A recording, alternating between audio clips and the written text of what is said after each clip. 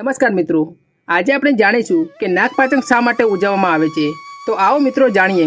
જ્યારે અર્જુનના પુત્ર અને પરીક્ષિતના પુત્રને ખબર પડી કે તેમના પિતાનું મૃત્યુ તક્ષક સાપના કરડવાથી થયું હતું, ત્યારે તેમણે તમામ નાગ જાતિનો વિનાશ કરવા માટે સર્પસત્ર નામના યજ્ઞનું આયોજન કર્યું। આ યજ્ઞ કર્યા પછી સાપ એક એક કરીને યજ્ઞ કુંડમાં પડવા લાગ્યા।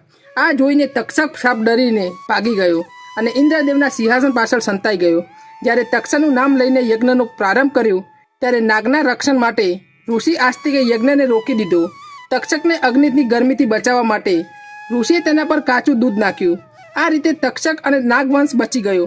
અને મિત્રો, એવું માનવામાં આવે છે કે ત્યારથી નાગપાંચમ મનાવવામાં આવે છે અને નાગ દેવતાને દૂધ ચડાવવાની પરંપરા શરૂ થઈ।